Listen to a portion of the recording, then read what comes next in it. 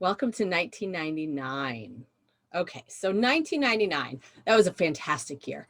We had the best May that I think I've ever had. And I was thinking about this today. Had we been out last year in 2020 during the month of May, it might have been close to 1999. We had, even as I was looking through the data sheets, there were 30 to 50 whales each trip. And May is typically one of the slowest months that we ever have out there. And so to get to go out, and especially because that was school trip time. And so usually when school trips would come out, we'd see a couple whales, but they were so spoiled that year. It was so cool. We would have groups of like 7 to 10 whales all feeding together. And what was so cool, it was the whales that I call the big old females. And I realize I am probably older than all of them. So I feel like I can call them old, but it was like Salt and Spoon and Milky Way and Molson and Mars. I mean, Crown, all these really old females that would feed, and they'd blow these big bubble nets, and then they'd all come up feeding together. So we were seeing like 5 to 7 whales in a group, which was really, I think, one of the first times that I had ever gotten to see that. So it was really cool. It was just amazing to get to see so much feeding happening. And we ended up having feeding, surface feeding off and on throughout the season. This is a picture of Hancock and Skewer coming up in front of the boat. And look at this for a second and think about what's wrong with this picture. Okay, here's a picture of Salt and Cardew feeding right off the bow. What do you notice? Where are all the people in this picture? I have no idea why there is nobody on the pulpit looking at these whales that are feeding. It's really funny. Anyways, this is a picture of Hancock, and I love it because you can see little fish jumping out of her mouth. And it reminds me of this picture that Caitlin got, which is, I was looking for, I couldn't find it. But years later, we have a picture that's almost identical to this with the same fish, not the same fish, but fish jumping out of their mouth. This is a picture of Spoon. So Spoon would often come up with a real high head up in the middle of the feeding lunges. We saw that a couple of years ago out there.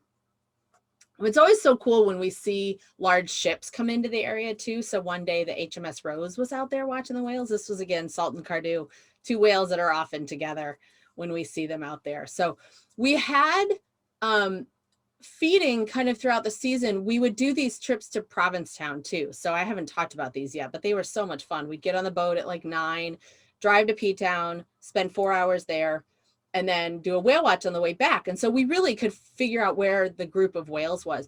But I remember going down some days, and I remember one day being on the western side of the bank and seeing this really big tide rip. So all the plankton are kind of stuck in the tide rip, and that means all the fish are there.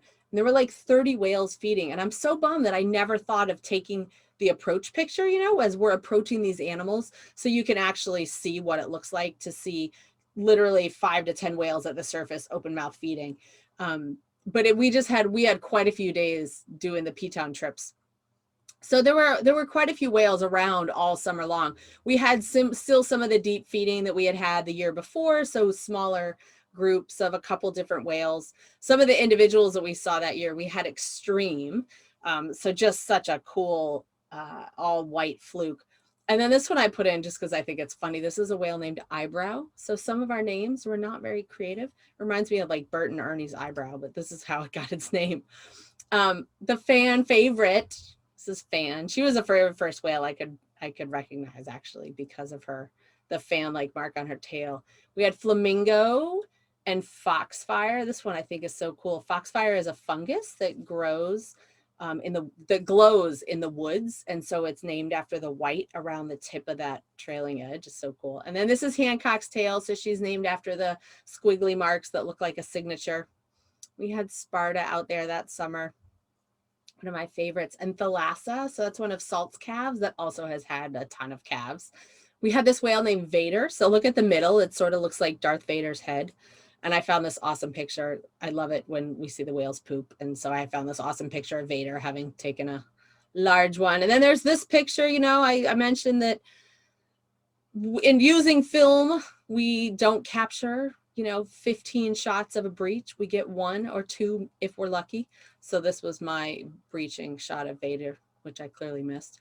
We had Echo. I had one of my interns, Sarah, that year said that she remembered seeing Echo a lot that summer. And then this whale churn.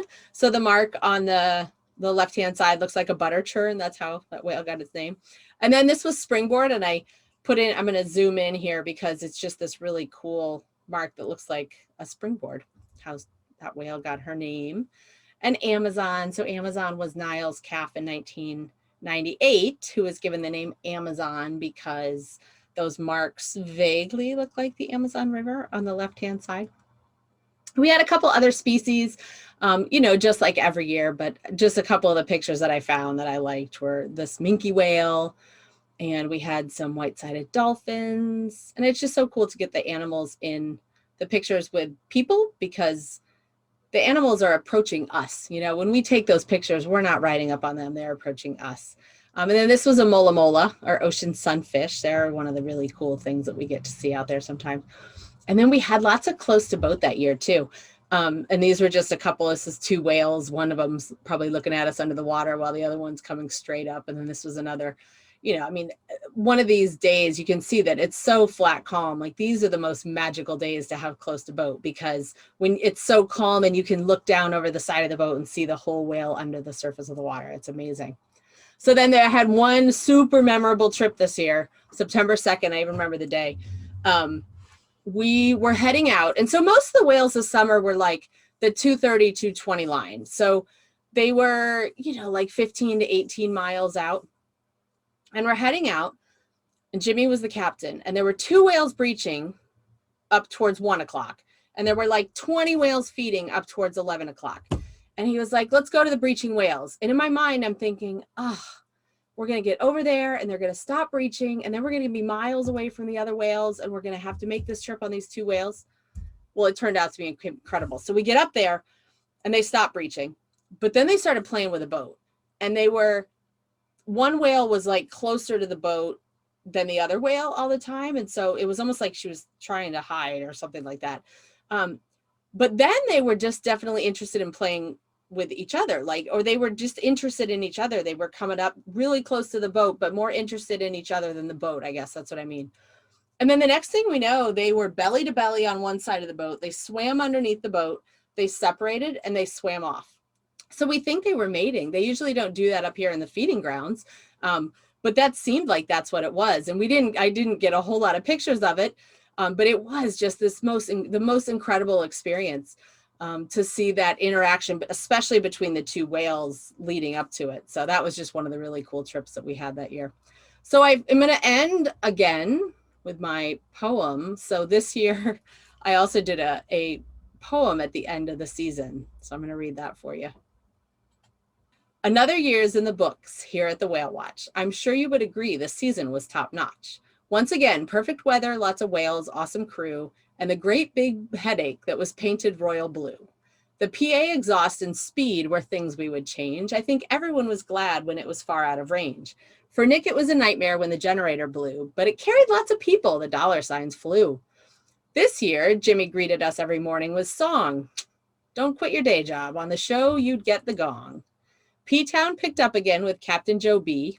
He got along with everyone the whole time except me. His practical jokes were fun, but sometimes cruel, especially when he called Nick saying he was out of fuel. Jess worked as much as she was willing to do. She had lots of obligations as far as we knew.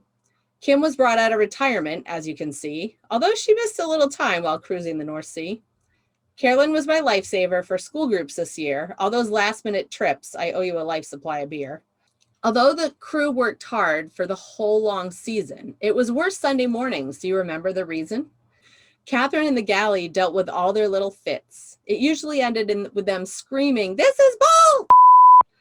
Carrie was the self-proclaimed captain of fun. The night was not over till the tequila was done. Newman loved the hurricane as much as the interns liked fish. To have the boat sink, I think, might have been his wish.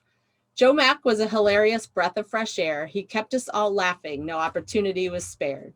Following Joe Mack's footsteps close behind is PJ. I mean, the Whale Watch game. What else can I say? Ryan, your efforts were admired by your peers, although I'm not sure about your poster of Britney Spears.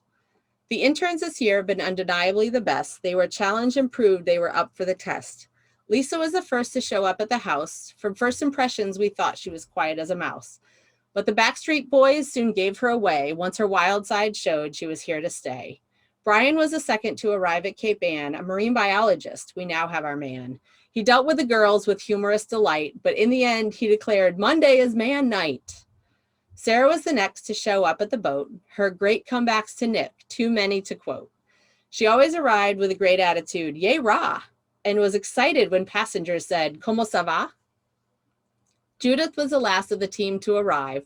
To call things a stame, we all had to strive. To accept pants as underwear, not just as pants, but she had to call Gorton's a fish processing plant. The captains we worked with were always a delight. Randy didn't do many days, but he filled in at nights. It was great because it kept Nikki's blood pressure down, especially because bouncers kept the drunks out of town.